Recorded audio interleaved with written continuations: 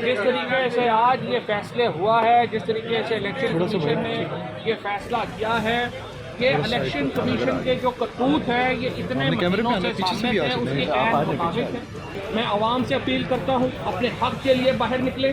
یہ P T I کا مسئلہ نہیں ہے، یہ عمران خان کا مسئلہ نہیں ہے، یہ پاکستان کے 22 کروڑ لوگوں کے منہ کے اوپر یہ تمانچہ ہے جو آج اس بد کردار الیکشن کمشنر نے اور اس کے ممبران نے مارا ہے۔ یہ پاکستان کے 22 کروڑ لوگوں کو جوتا مارا گیا ہے آج یہ فیصلہ سنا کے، اور میں پاکستان کے عوام سے کہتا ہوں، پاکستان کے لوگوں سے کہتا ہوں اپنے حق کے لیے باہر نکلے۔ آج انقلاب کی ابتدا ہو گئی ہے پاکستان کے اندر، اور جس طریقے سے یہ فیصلہ کیا گیا ہے پاکستان کے عوام اسے مسترد کرتے ہیں، پاکستان تحریک انصاف اسے مسترد کرتی ہے، پورا پاکستان اسے مسترد کرتا ہے، اور میں عوام سے اپیل کرتا ہوں باہر نکلیں، اپنے حق کے لیے باہر نکلیں، اور ان ایوانوں کو الٹا کر ہی پاکستان کا آئین بچایا جا سکتا ہے۔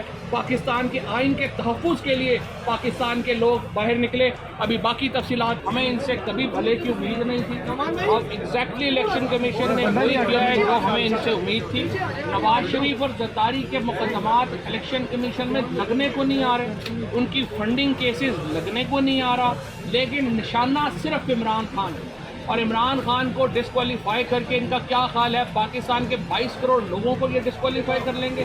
پاکستان کے 22 کروڑ لوگوں کو نااہل کرنے کا جو آج فیصلہ دیا ہے انہوں نے، یہ ایک شرمناک فیصلہ ہے۔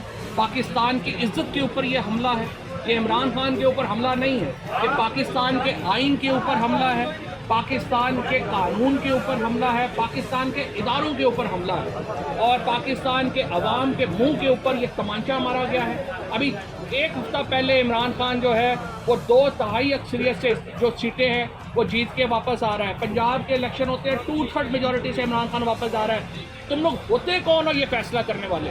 اور جس طریقے سے یہ فیصلہ ہوا ہے، الیکشن کمشنر اور جو ان کے ممبران ہیں، ہم پہلے یہ کہہ رہے ہیں وہ اہل نہیں ہیں ان عہدوں کے اوپر برقرار رہنے کے۔